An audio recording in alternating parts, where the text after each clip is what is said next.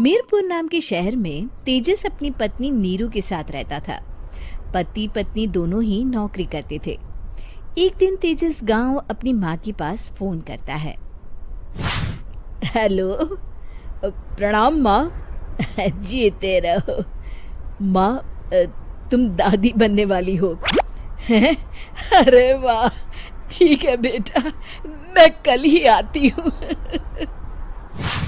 जब माँ जी शहर पहुंची तो बेटे बहू ने बहुत अच्छे से स्वागत किया। लीजिए माँ जी चाय। अरे गर्मा गर्म पकोड़े ले आओ माँ के लिए। नीरू रसोई में गई और 2 मिनट में ही पकोड़े ले आई। जी ये लीजिए। बहू जादू से बनाए हैं क्या? अभी तो रसोई में गई थी। यम्मी। माँ जी, शीला रसोई में पकोड़े तल रही है, मैं बस लेकर आई। हे भगवान, मेरा धर्म भ्रष्ट कर दिया तूने। अब तो गंगा जल से शुद्धिकरण करना होगा। दूसरे दिन, माँ जी मैंने नाश्ता बना दिया है, ऑफिस जा रही हूँ। पर अभी तो घर का सारा काम पड़ा है। शीला आती ही होगी, झाड़ू पोछा बर्तन कपड़े वो सब कर लेगी। हमारे जमाने में घर का सारा काम हम ही करते थे। जी माँ जी, आप बहुत होशियार हैं, मैं घर ऑफिस दोनों नहीं संभाल पाती। तो जरूरत क्या है घर से बाहर जाकर चाकरी करने की? वैसे भी घर का काम खुद करने से घर में बरकत आती है, समझी?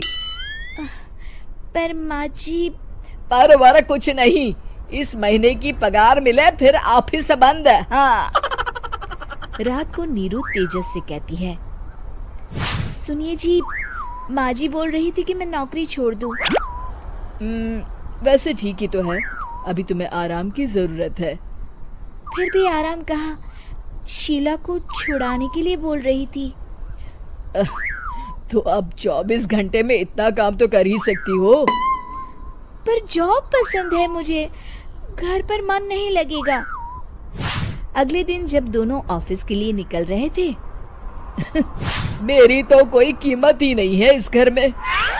माँ जी, आजकल महंगाई बहुत है, रहन सहन भी बदल गया है, दोनों नौकरी करते हैं तभी ठीक रहता है। अच्छा, तू कहना क्या चाहती है? मेरा बेटा तुझे बिठा के खिला नहीं सकता? तू ही इस घर का खर्च चला रही है, हैं? नहीं माँ जी, मेरा वो मतलब नहीं था।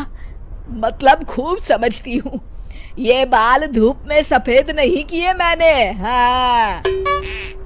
अब तो ये रोज का काम हो गया था। तेजस भी रोज की झिकझिक से परेशान हो गया था।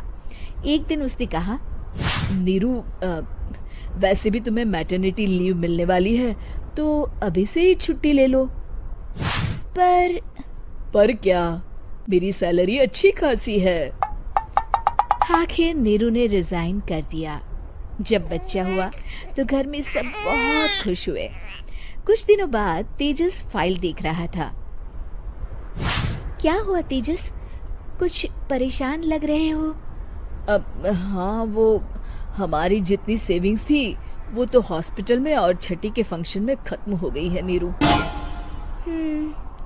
और अभी वैसे मंदी चल रही है तो मैं बोल रही थी कल मुन्ना को हेपेटाइटिस का टीका लगवाना है।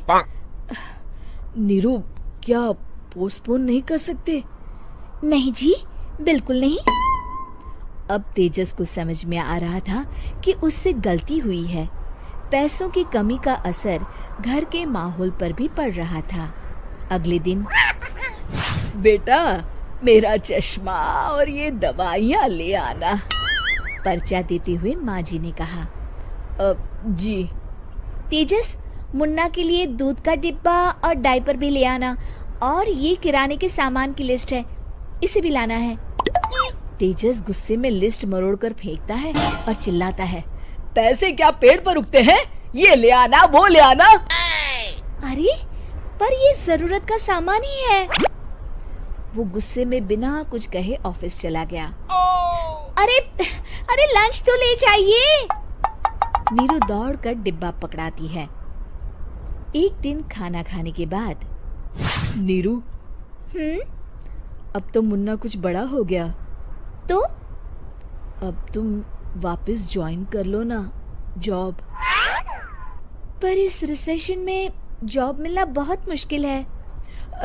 ट्राई तो करो। फिर मुन्ना, माँ जी है ना, और एक फुल टाइम मेड भी लगा लेंगे। पर माँ जी, उन्हें तो पसंद नहीं।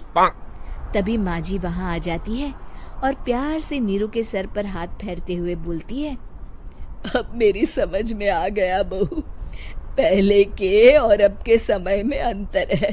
तुम काम शुरू करो, मुन्ना की जिम्मेदारी मेरी। मेरी प्यारी माँ जी, ये कहकर नीरू उनके गले लग गई। शिक्षा, परिवर्तन संसार का नियम है, हमें भी समय के साथ चलना चाहिए। उम्मीद है कि आपको हमारी ये कहानी पसंद आई होगी। कृपया हमारे चैनल को सब्सक्राइब करें और सभी अपडेट्स के लिए बेल आइकन जरूर क्लिक करें। और हाँ, वीडियो लाइक और शेयर करना मत भूलिएगा। Bye bye.